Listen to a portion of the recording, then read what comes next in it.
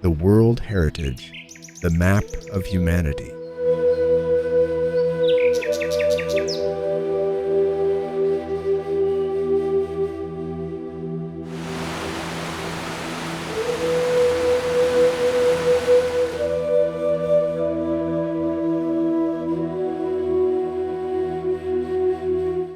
A planet written in stone and time.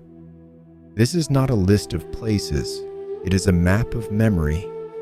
Across continents and centuries, humanity has left behind fragments of itself. Cities carved from ambition, landscapes shaped by survival, monuments built to speak to eternity. Some were born from faith, others from trade, war, art, or the quiet persistence of daily life. And beyond them all, the earth itself has been writing its own story, through fire, ice, wind, and water, long before we ever arrived.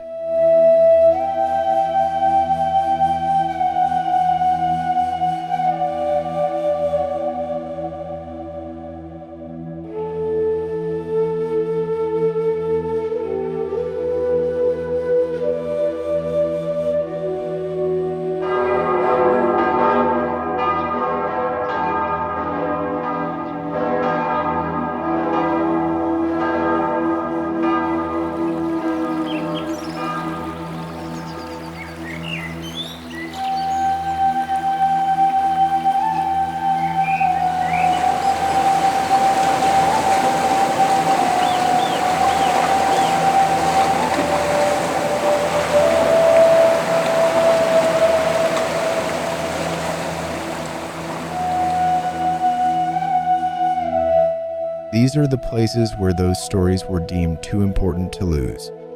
The UNESCO World Heritage Sites are not simply destinations. They are anchors in time. Each one holds a moment where something changed, where culture evolved, where nature revealed its power, where humanity left a mark that could not be erased. To stand in one of these places is to step outside the present. You are no longer just a traveler, you are a witness. This journey is not about seeing the world, it is about understanding it.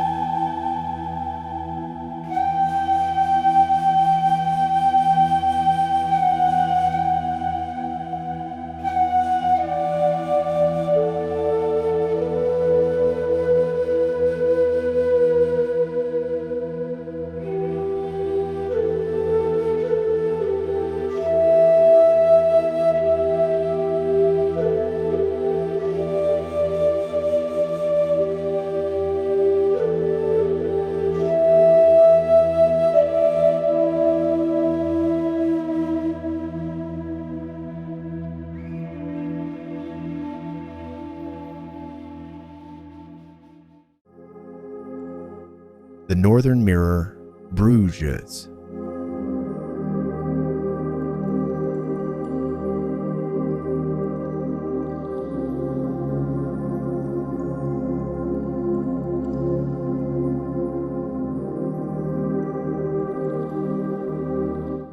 There is a city in Belgium where time does not move forward, it reflects.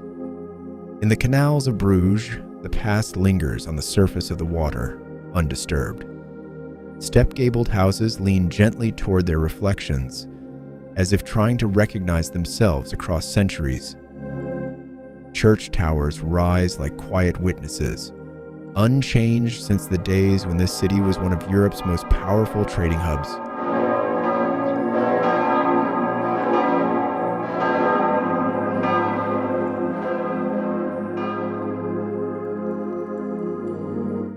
In the medieval era, Bruges was not just wealthy, It was essential. Cloth, spices, art, and ideas flowed through its waterways, connecting the North Sea to the heart of Europe. Merchants built not just fortunes, but identity. Guild halls, market squares, and the towering belfry were not decorative, they were declarations. Here, commerce became culture.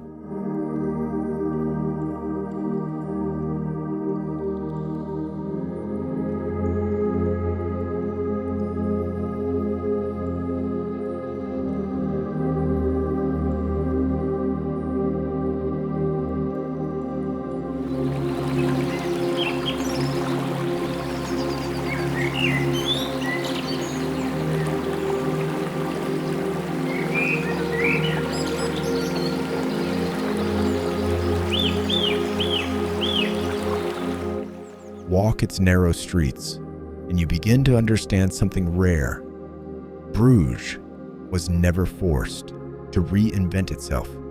It simply endured.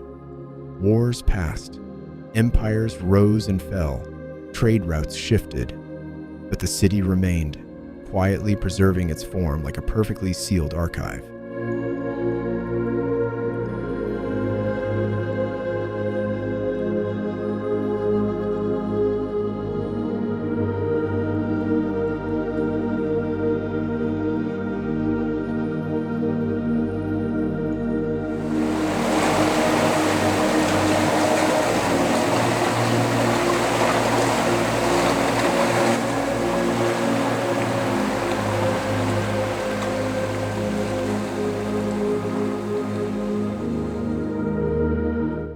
At dusk, the transformation is complete.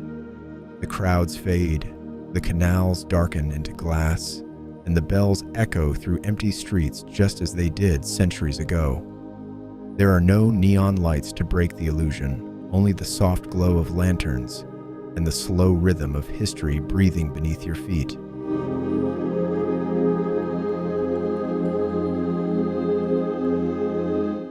Bruges is not frozen in time. It is time, perfectly preserved.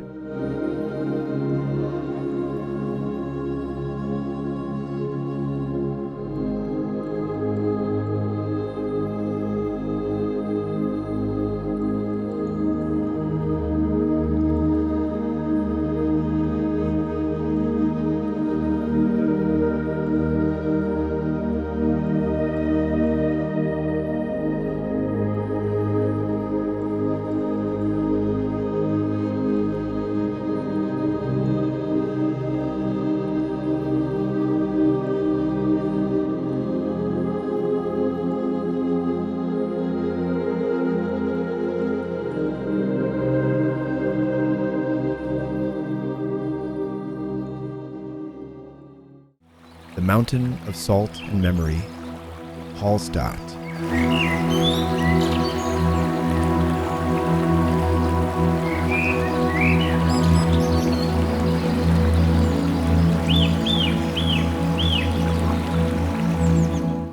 High in the Austrian Alps, there is a village that should not exist.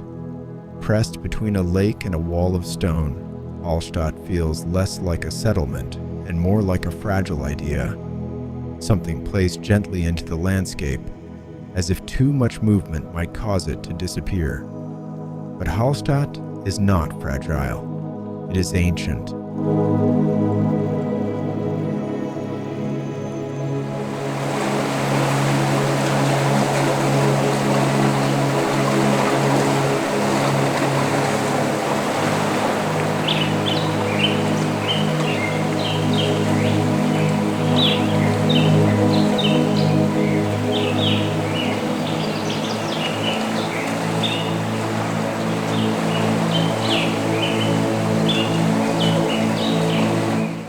Long before the modern world took shape, before borders were drawn or nations named, people came here for one reason: salt.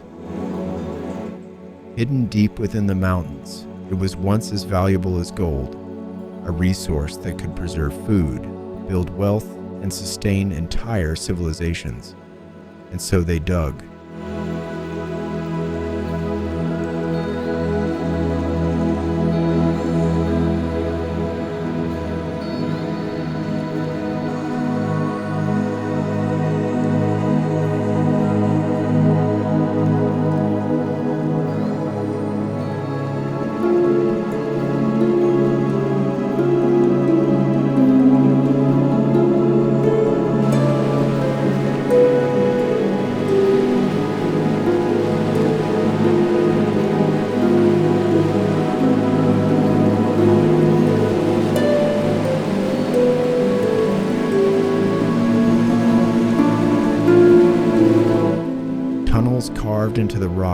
reveal a story stretching back thousands of years.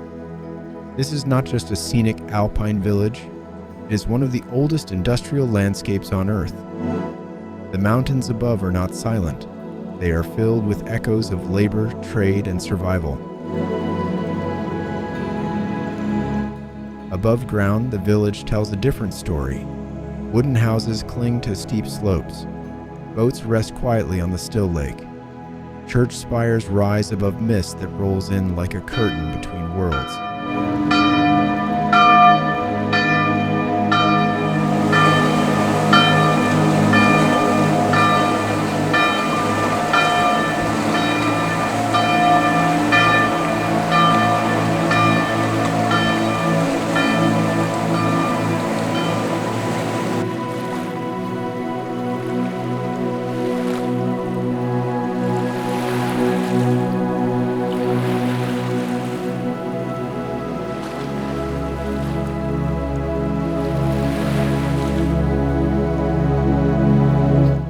Everything here exists in balance.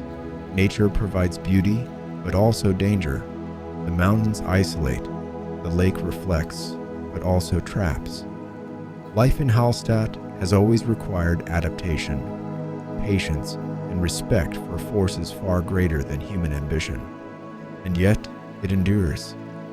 Hallstatt is proof that even in the most impossible places, humanity finds a way. Not by conquering nature, but by learning to live within it.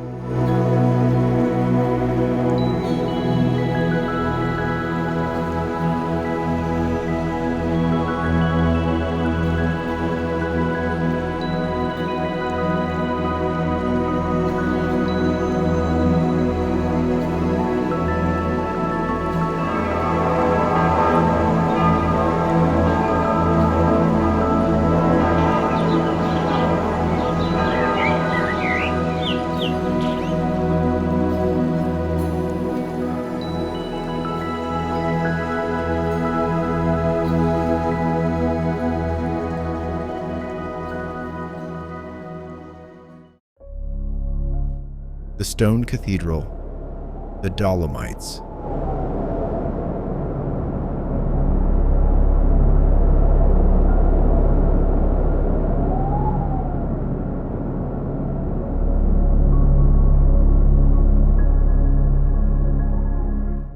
There are mountains that dominate the horizon, and then there are mountains that redefine it.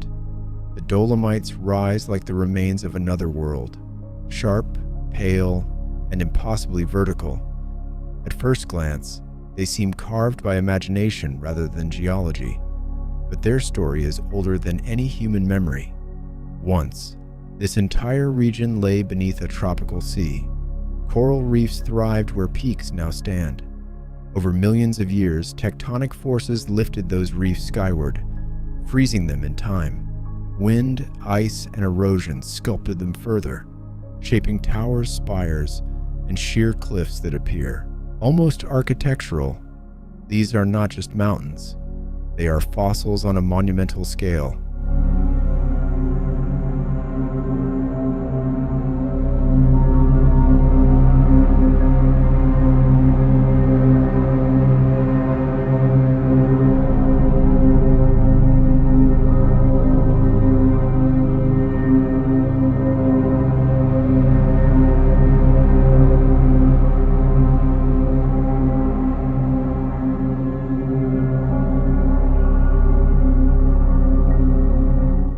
At sunset, something extraordinary happens.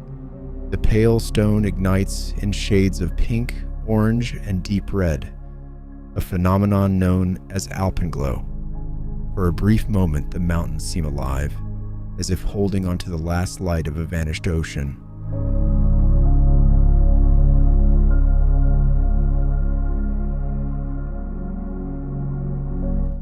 Below, life continues in quieter forms.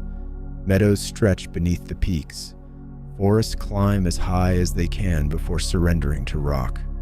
Small alpine communities maintain traditions that have adapted to the rhythm of seasons and altitude. But above it all, the stone remains unchanged. The Dolomites are more than scenery. They are evidence, a record of Earth's transformation written not in pages but in layers of rock stacked toward the sky. To stand here is to realize something profound. The ground beneath your feet was once the floor of a sea, and the mountains above were never meant to exist until they did.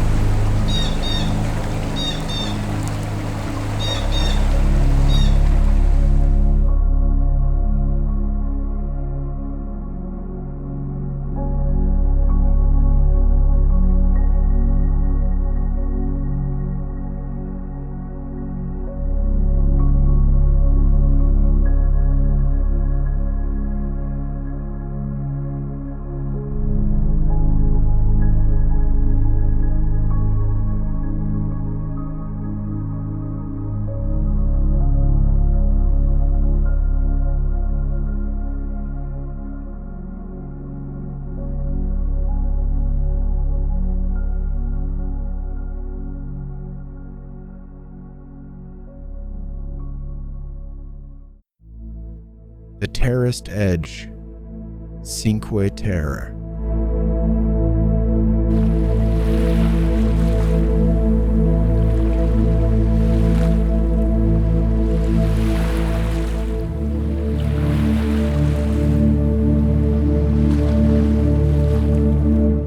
There are places built by design, and there are places built by persistence. The villages of Cinque Terre belong to the latter. Here, the land does not welcome settlement. The cliffs are steep, the soil unstable, the sea unpredictable.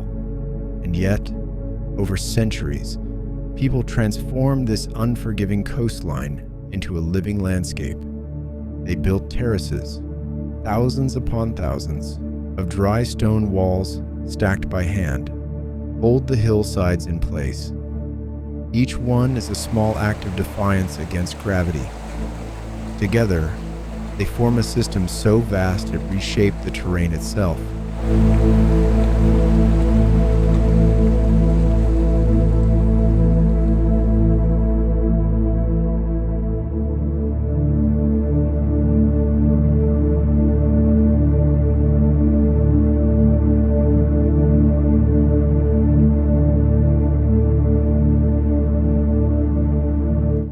This is agriculture as endurance.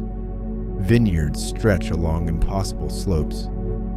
Narrow paths connect villages that cling to rock faces above the sea. Brightly colored houses appear suddenly, clustered together as if for protection against the elements. There are no shortcuts here.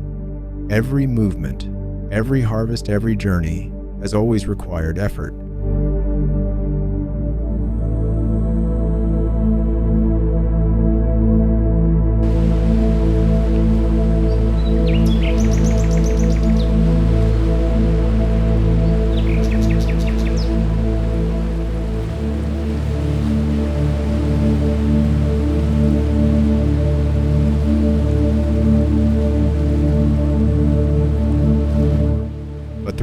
Is balance. The sea below provides sustenance. The terraces above provide stability. The villages in between provide community. Nothing exists in isolation. Waves crash against the cliffs, slowly eroding what humans have spent centuries building. Maintenance is constant. Without it, the entire system would collapse.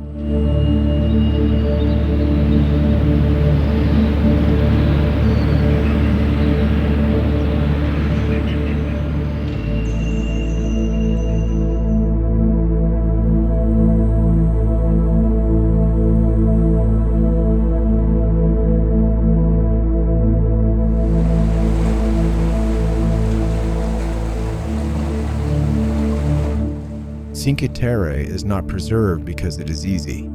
It is preserved because people never stopped caring for it. And in that effort lies its true significance.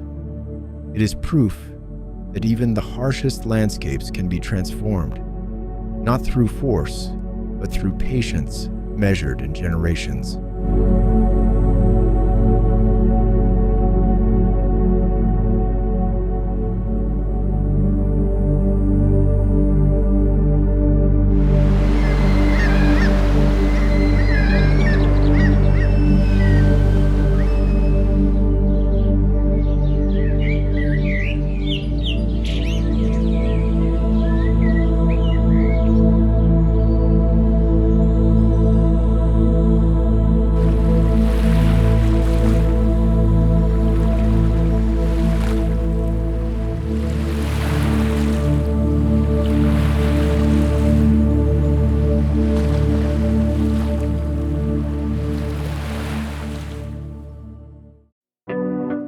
The crossroads of empires. Seville.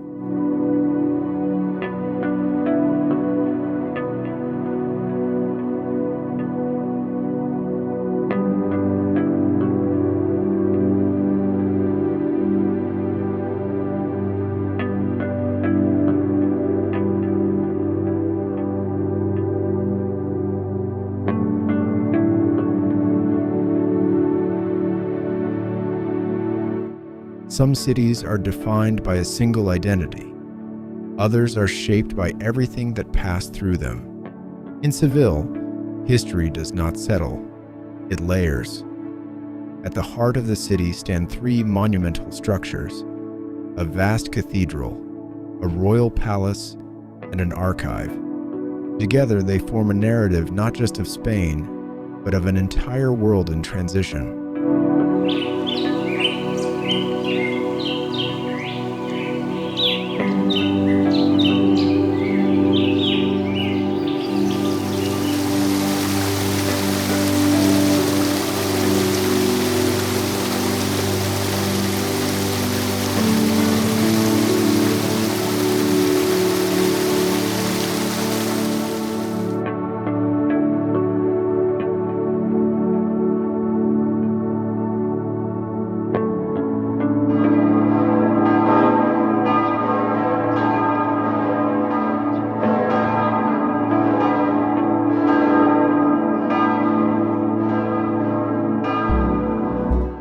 The cathedral rises with overwhelming scale, stone reaching upward in an expression of faith and ambition. It was built to impress, to dominate, to assert presence in both spiritual and physical space. Beside it, the palace tells a different story. Intricate geometric patterns, flowing courtyards, and detailed tilework reflect influences shaped over centuries. Styles merged, adapted, and evolved, not erased, but integrated. This is architecture as conversation, and then there is the archive. Within its walls are records of journeys that reshaped the globe, maps, letters, documents that captured the moment when exploration connected continents. Decisions made here extended far beyond the city, altering histories across oceans. Seville was not isolated. It was a gateway. Ideas, goods, and cultures passed through its streets, leaving behind traces that remain visible today. The city became a point where worlds met, not always peacefully, but undeniably. To walk through Seville is to move through layers of influence, each one still present, still interacting, still shaping the identity of the place. It is not one story, it is many, written over each other, forming something far greater than any single origin.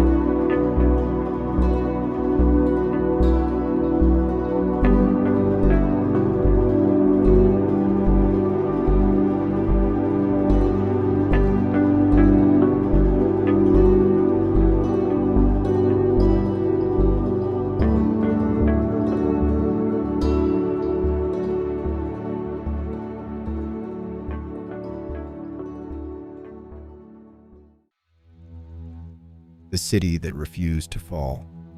Dubrovnik.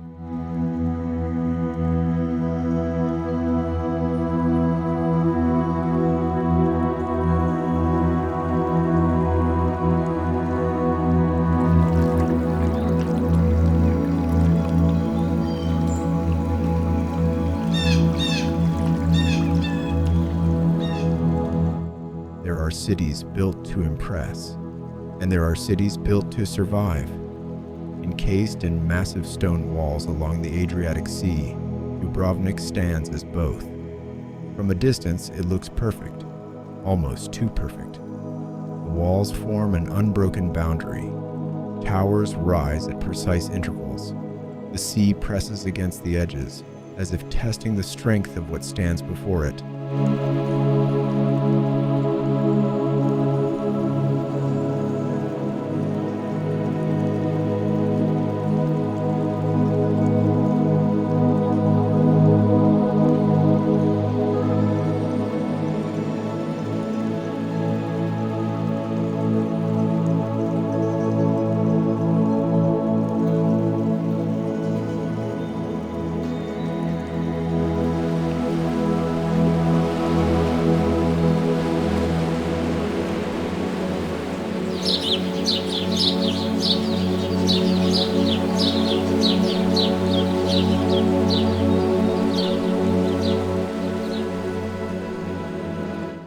Inside, order defines everything. Streets follow a grid, polished smooth by centuries of footsteps. Buildings rise in uniform stone, their facades reflecting sunlight in a way that makes the entire city glow. Public spaces open with intention, markets, squares, arcades, all designed for a society that valued structure and self-governance. This was a republic, small but powerful. Trade flowed through its ports. Diplomacy protected its independence. And when disaster struck, earthquakes, fires, wars, the city did not abandon its identity. It rebuilt, not differently, the same.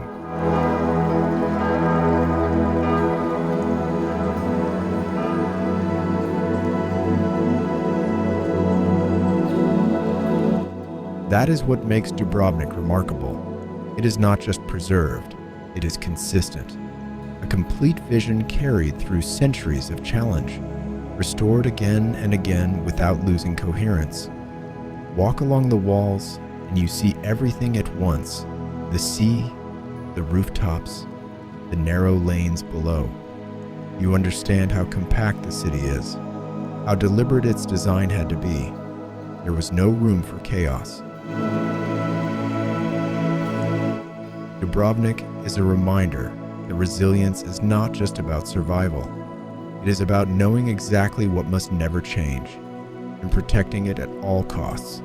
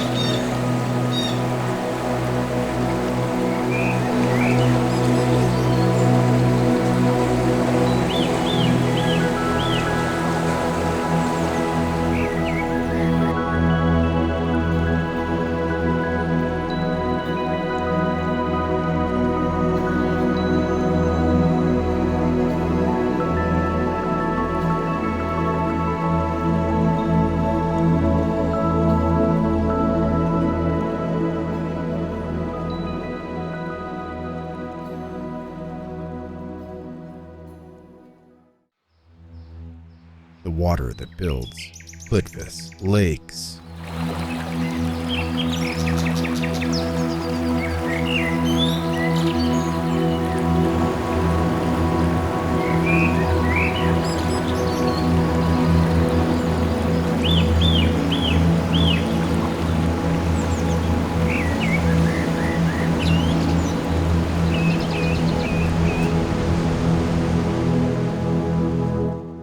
Most landscapes are shaped by time. This one is shaped by movement. In Plitvice Lakes National Park, water is not just passing through, it is creating, step by step, drop by drop. It builds the very ground it flows over. Mineral-rich streams deposit layers of travertine, forming natural barriers that rise slowly over time. These barriers create lakes, clear, turquoise, almost unreal in their color. And when the water spills over them, it forms cascades that connect everything into a single living system.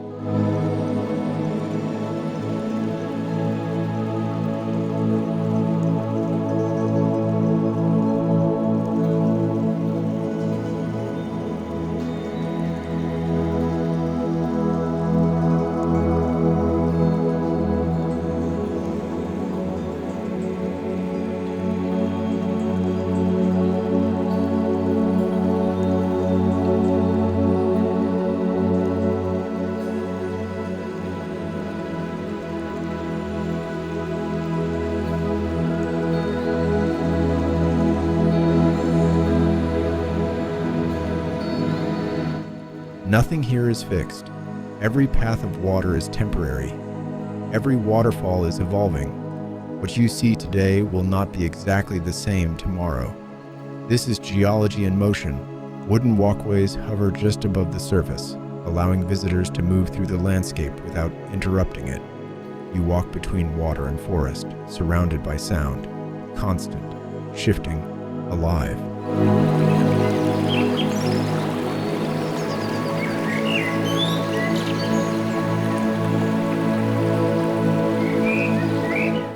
Birdsong blends with the rush of falls.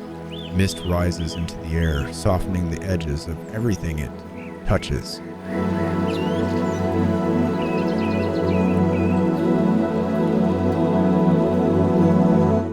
And then there is the color. In summer, the lakes glow emerald and blue. In autumn, leaves turn the surface into a reflection of fire. In winter, ice freezes the movement, transforming fluid energy into still sculpture.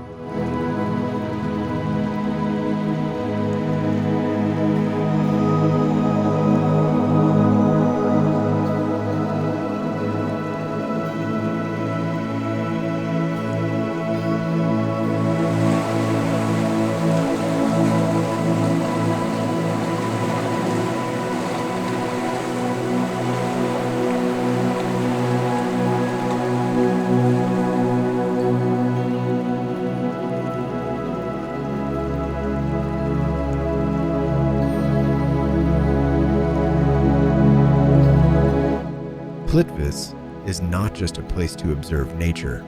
It is a place to witness it working, quietly, patiently, continuously. It reminds us that creation is not always sudden. Sometimes it happens slowly, so slowly that we only notice when we stop long enough to look.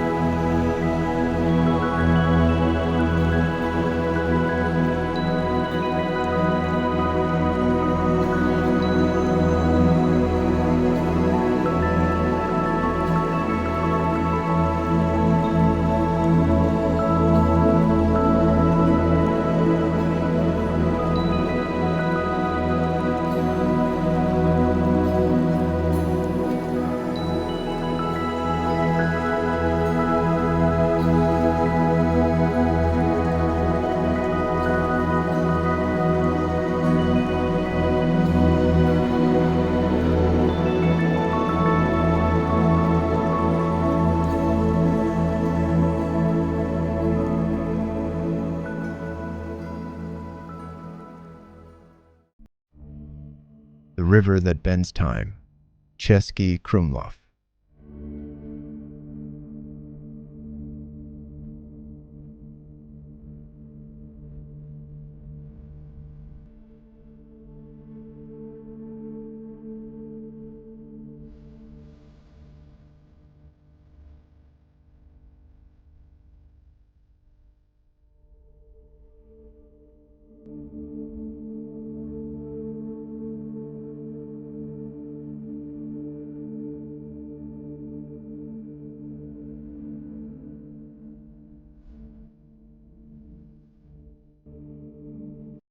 Some towns are built around roads, others are built around rivers.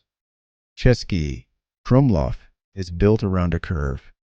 The river loops tightly around the town, creating a natural boundary that defines everything within it. From above, it looks almost intentional, as if the landscape itself decided where the town should exist. At the center rises a castle complex, vast and layered, overlooking the bend like a guardian of time. Its towers, courtyards, and walls dominate the skyline, but not in isolation. Everything below connects to it: streets, squares, daily life.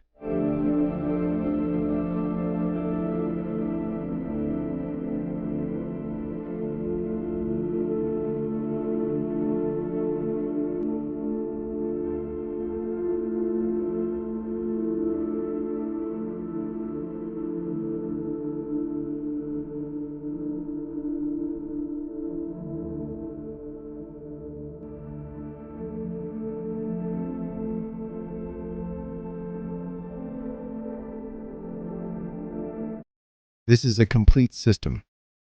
Renaissance and Baroque facades line narrow lanes, painted in soft colors that catch the shifting light.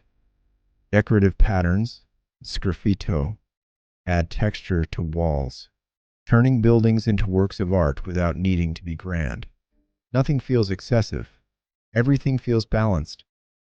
Unlike many places shaped by constant change, Český Krumlov remained largely untouched by large-scale modernization. It did not need to rebuild itself.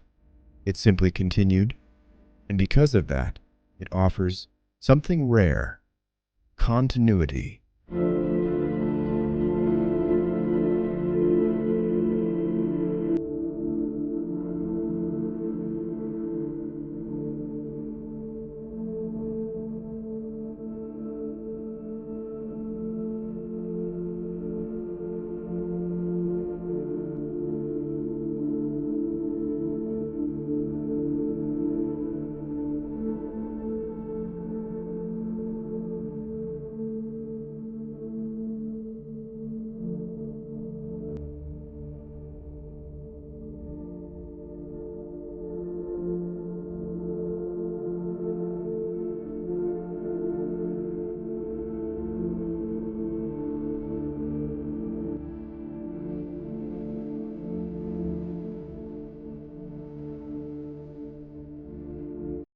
Walk its streets, and you are not imagining the past. You are moving through it. Workshops still echo with craft traditions. Small squares still gather people the way they always have. The river continues its loop, unchanged, guiding the structure of the town as it always did. Český Krumlov is a reminder that not all history is dramatic. Some of it is quiet, and sometimes that quiet preservation tells the most complete story of all.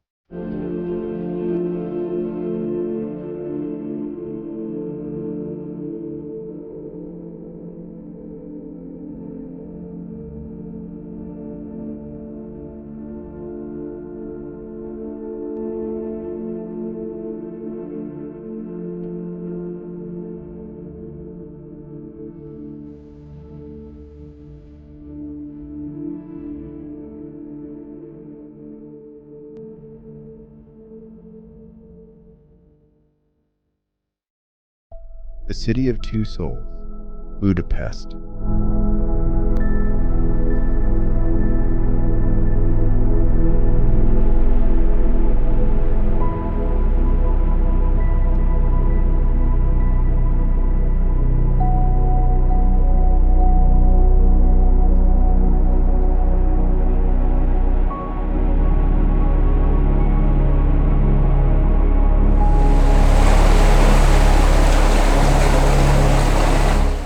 There are cities divided by rivers, and then there are cities defined by them.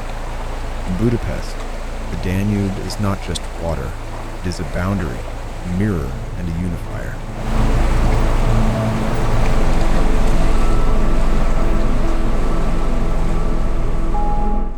On one side, hills rise into a historic stronghold of castles and old streets. On the other, wide boulevards stretch outward, built for a modern age of ambition and expansion.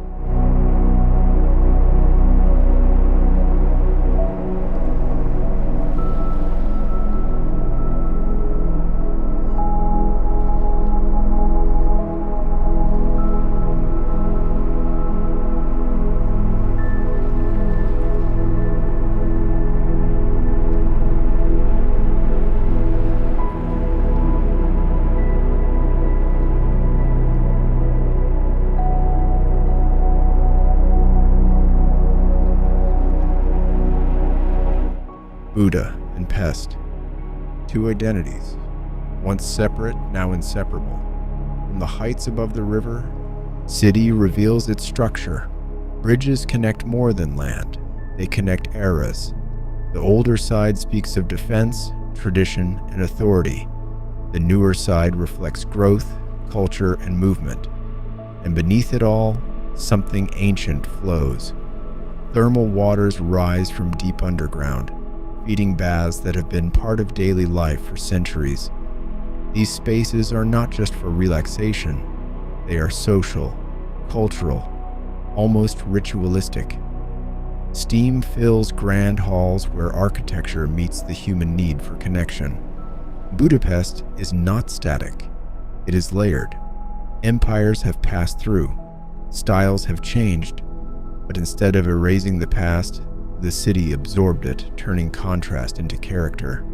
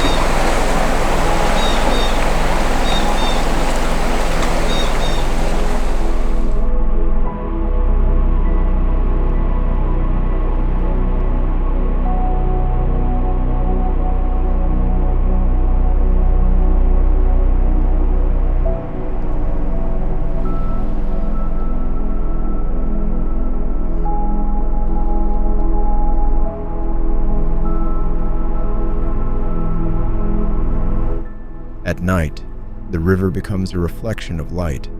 Buildings illuminate the water, and the city seems to exist twice, once in reality and once in shimmering distortion.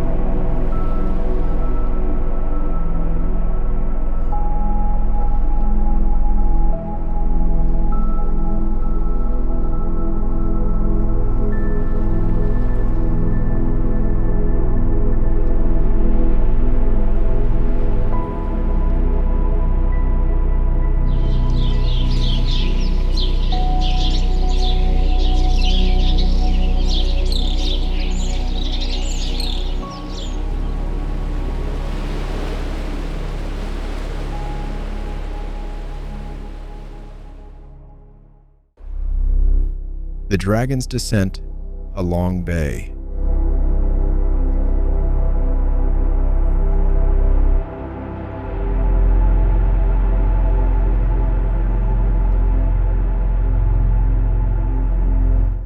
Some landscapes feel accidental, others feel imagined.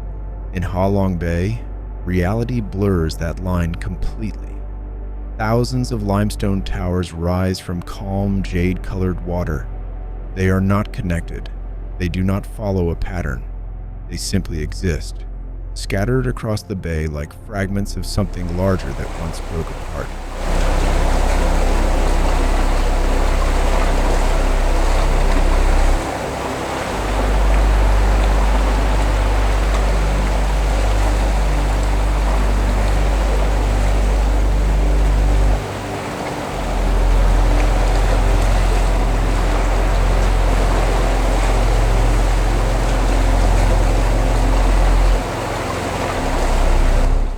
Over millions of years, water carved into stone, hollowing caves, shaping arches, and isolating pillars that now stand alone. The process was slow, almost invisible in human terms, but the result feels sudden. Mist drifts across the surface, softening the edges of the formations. Distance becomes uncertain. Shapes shift depending on light and perspective. It is no surprise that myths emerged here. Legends speak of dragons descending from the sky, shaping the landscape as they moved. And standing in the middle of it, surrounded by towering stone rising from still water, the story does not feel impossible.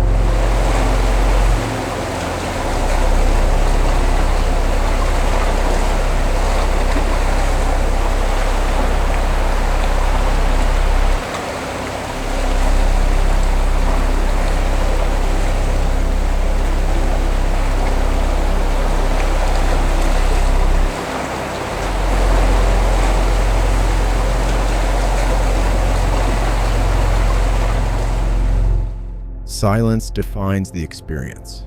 There are no crowds in the traditional sense, only the sound of water against rock, wind moving through narrow passages, and the occasional echo from within a cave. Ha Long Bay is not dramatic in motion. It is dramatic in stillness. It reveals something essential about nature, that power does not always announce itself loudly. Sometimes it reveals itself in forms so strange and beautiful that they feel beyond explanation.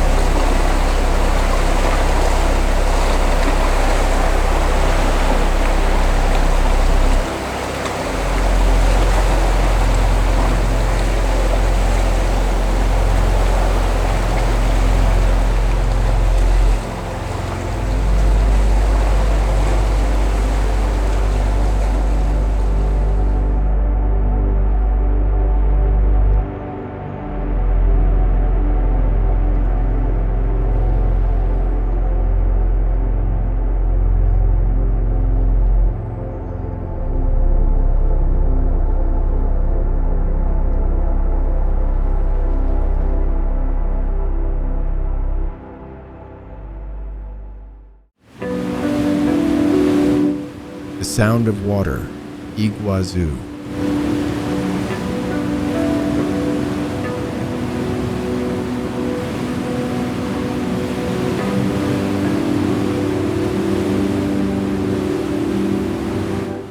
At Iguazu National Park, water does not fall, it explodes.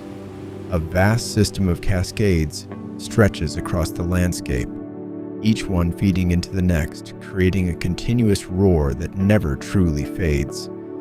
You do not just see it, You feel it. The air is thick with the mist. Sound vibrates through the ground. Rainbows form and disappear within seconds, created by sunlight breaking through the constant spray.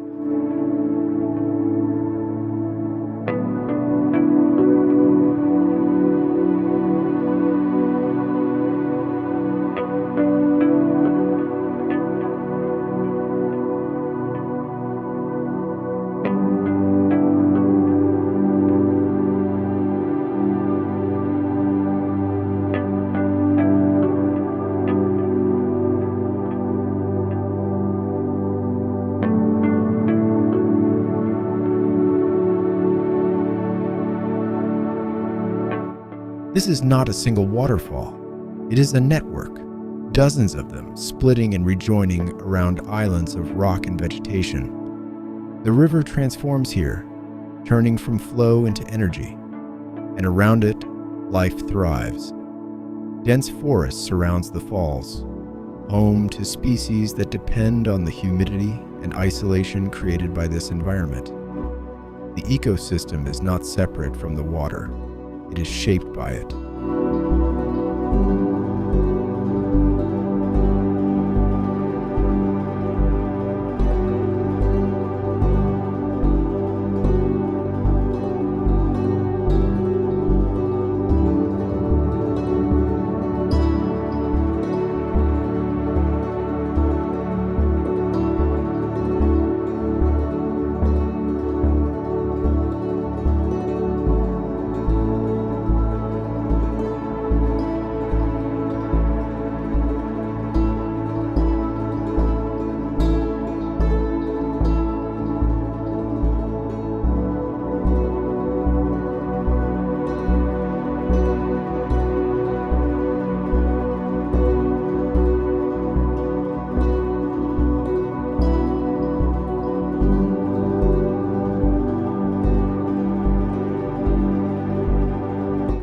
Walkways extend into the landscape, bringing you close enough to understand the scale, but never fully in control of it. The power remains dominant. Iguazu is overwhelming, not because of complexity, but because of intensity. It is a reminder that nature does not always need subtlety to inspire awe. Sometimes, sheer force is enough.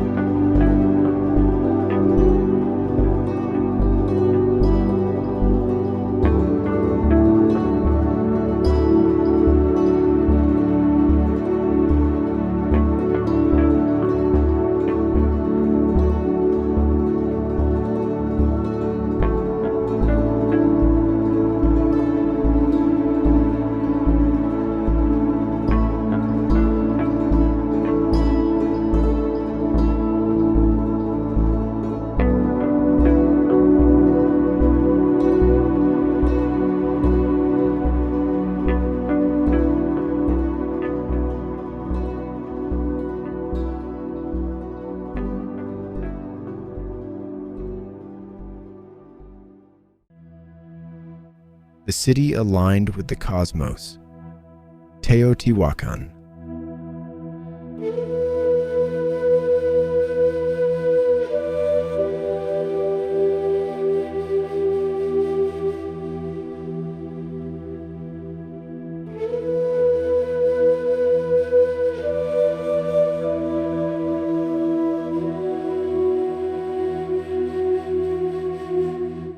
Before empires were written into history, there was a city that wrote itself into the sky.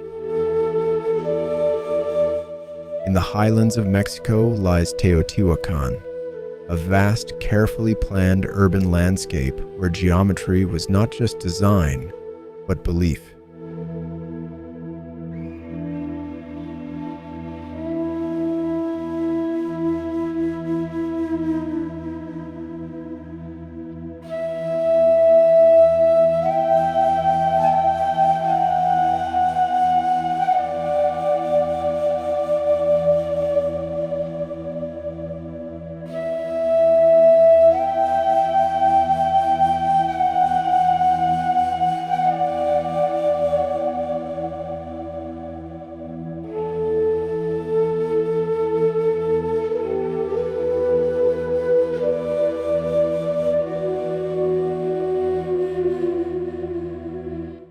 From above, its layout reveals intention.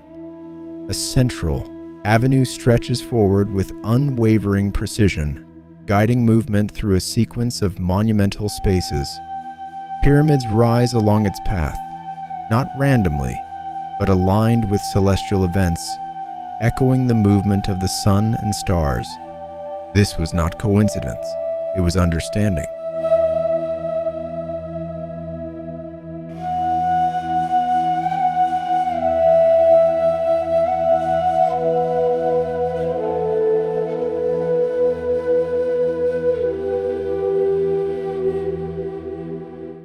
At its height, Teotihuacan was one of the largest cities in the world. Thousands lived here, artisans, traders, builders, each contributing to a system that extended far beyond its walls. Murals once covered surfaces with color and meaning. Workshops produced goods that traveled across regions. But what remains is scale. The pyramids dominate not just physically but psychologically. Their steps are steep, their platforms vast. Standing at their base, you feel the intention behind them to elevate, to connect, to place humanity within something greater than itself.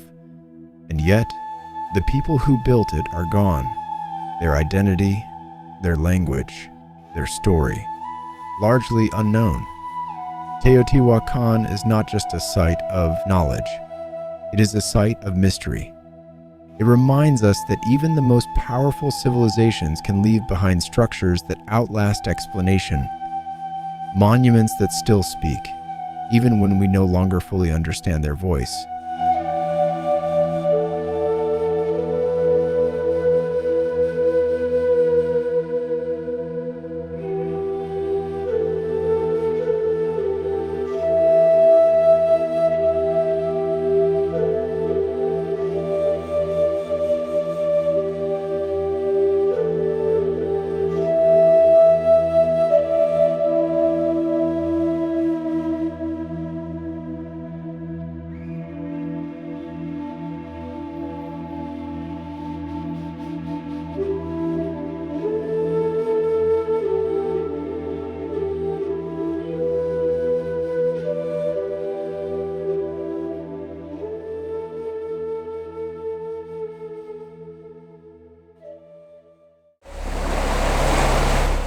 The mountains that remember, Canadian Rockies.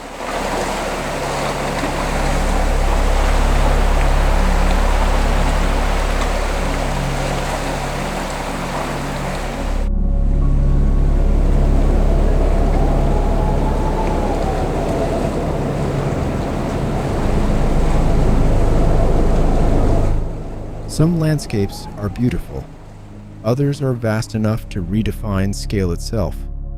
The Canadian Rocky Mountain Parks stretch across an immense region where geology reveals its full power. Here, mountains are not singular. They are systems, rising in layers that extend beyond what the eye can easily comprehend.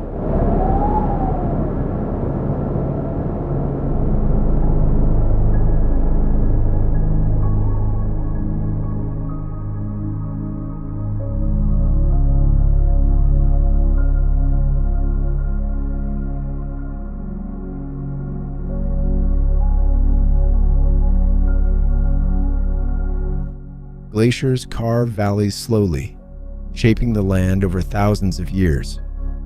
Lakes form behind natural barriers, their turquoise color created by fine rock particles suspended in water. Evidence of ongoing transformation.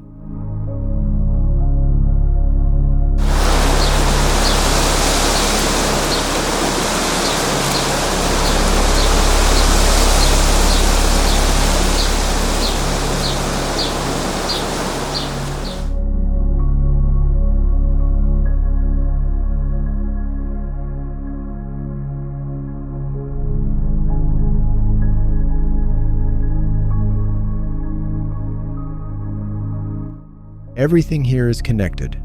Water flows from ice to river to valley. Forests rise along slopes, giving way to open meadows, which in turn surrender to bare rock and snow. Each layer supports life adapted precisely to its conditions.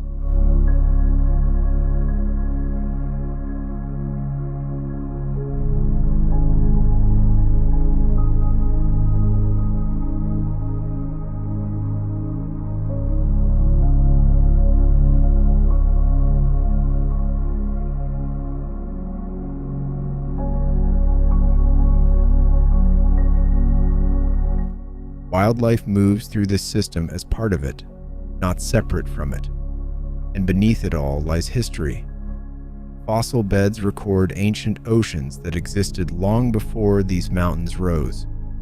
The land itself has shifted, folded, and lifted, turning what was once horizontal into vertical dominance.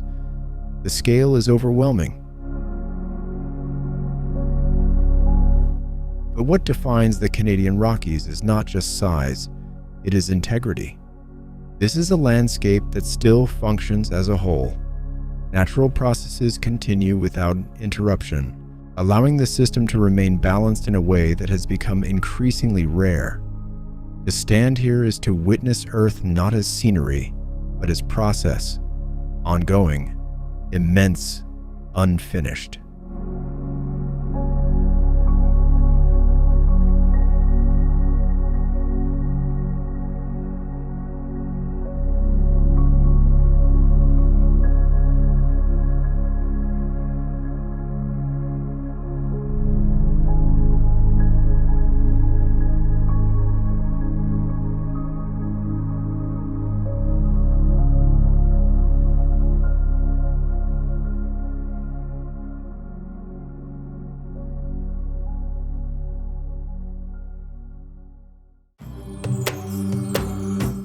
The Desert of Silence, Wadi Rum.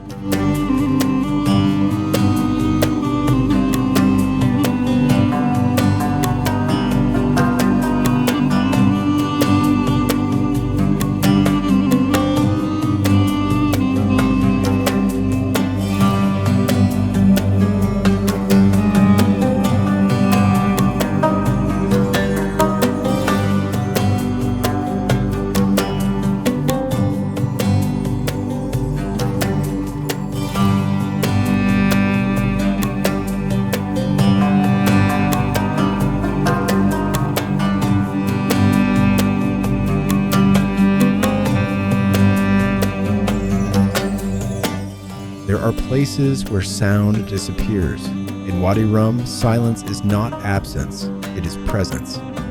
Vast sandstone and granite formations rise from the desert floor, shaped by wind and time into arches, pillars, and sweeping walls that seem almost sculpted by intention. The color shifts throughout the day, rose, amber, deep red, reflecting light in a way that transforms the entire landscape. But what defines Wadi Rum is not just what you see, it is what you hear. Very little. The desert absorbs noise. Movement feels slower, more deliberate. Every step, every breath becomes more noticeable in the absence of distraction. And yet, this place has never been empty.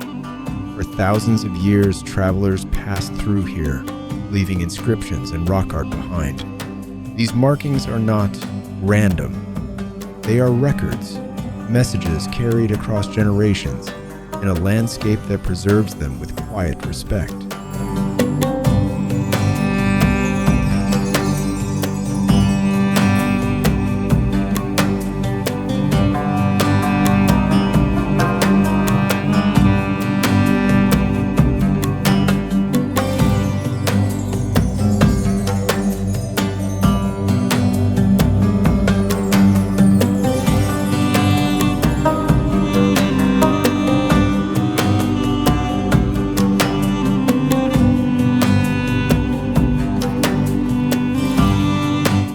Wadi Rum is both natural and cultural. It is shaped by geology, but also by the people who moved through it, adapted to it, and understood its rhythms. There is no excess here, no unnecessary detail, only space, stone, and light. It reminds us that complexity is not always required for meaning. Sometimes, The simplest environments reveal the deepest connections between land, time, and human presence.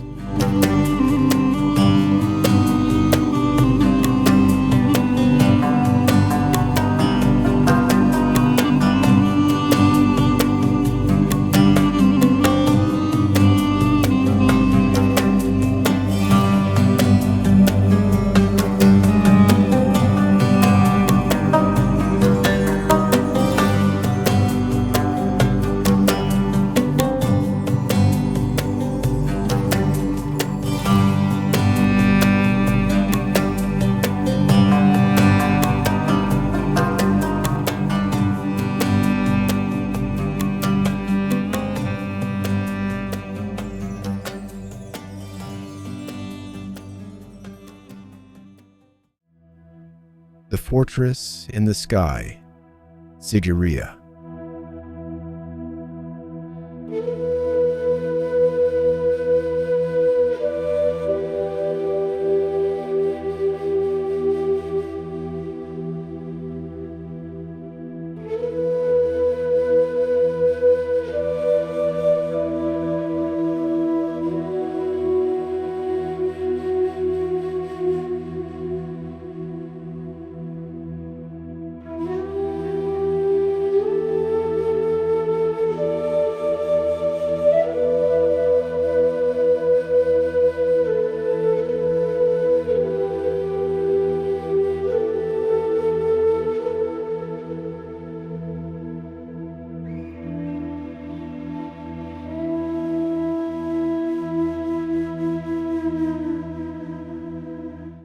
Rising abruptly from the forest of Sri Lanka, Sigiriya feels impossible. A massive column of rock stands alone, detached from the surrounding landscape, as if placed there deliberately. At its summit once stood a royal citadel, an idea as ambitious as it was strategic. To reach it is to follow a path of intention. Gardens stretch outward at the base, symmetrical and controlled, using water channels to create both beauty and function. As the climb begins, the natural merges with the constructed, stone stairways, terraces, and gateways guiding movement upward. Halfway up, something unexpected appears. Frescoes, delicate paintings preserved within sheltered rock, depicting figures that seem to float against time itself.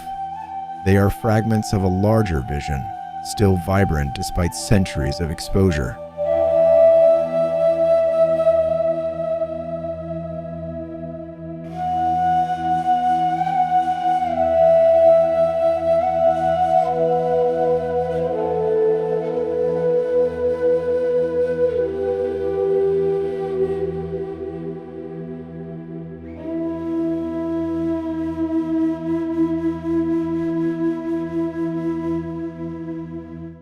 Higher still, the ascent narrows. A gateway shaped like a lion once guarded. The final approach, its massive form signaling power and authority. Today, only parts remain, but the impression endures. At the top, the view expands. Forest stretches in every direction. The isolation becomes clear. This was not just a palace. It was a statement. A place of retreat, control, and visibility all at once.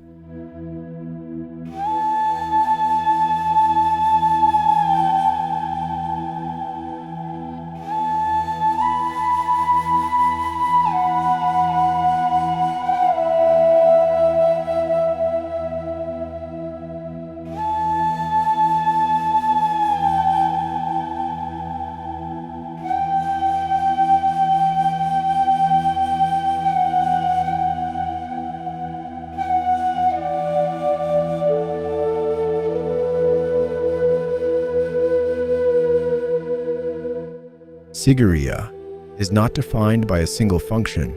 It is architecture, art, defense, and landscape combined into one composition. It shows that ambition is not always about scale alone. Sometimes it is about placement.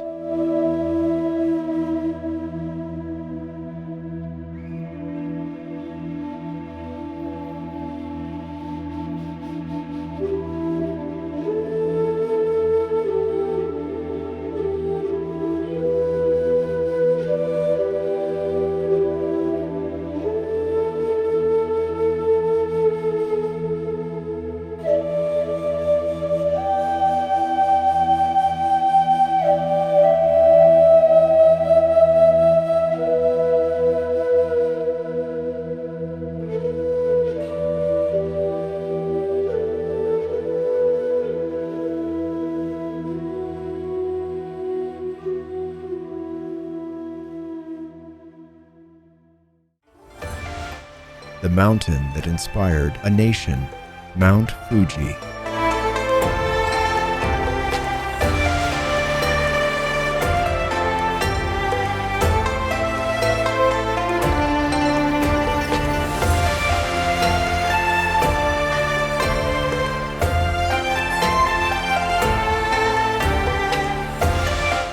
There are mountains, and then there are symbols. Mount Fuji rises with near-perfect symmetry, its cone-shaped form dominating the surrounding landscape. Snow rests on its peak for much of the year, creating an image so balanced that it feels almost intentional.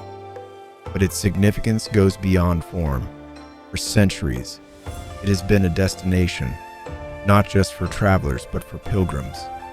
Paths wind upward, tracing journeys that are as spiritual as they are physical. Climbing it is not just an act of movement, it is an experience of reflection. Artists captured it, poets described it, generations looked toward it as a constant in a changing world.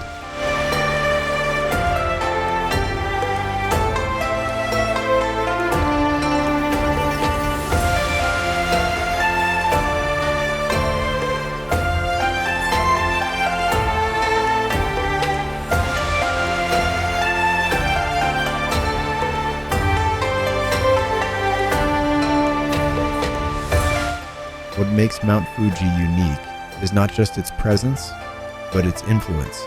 It shaped identity. It became a reference point, not only geographically but culturally. Its image appears in art, in stories, in the collective imagination of a nation. And yet, it is still a volcano. Power rests beneath its calm exterior. The same forces that created its perfect form also hold the potential for change. This duality defines it: beauty and danger, stillness and power. Mount Fuji stands not just as a natural landmark, but as a reminder that nature can inspire as deeply as it can transform.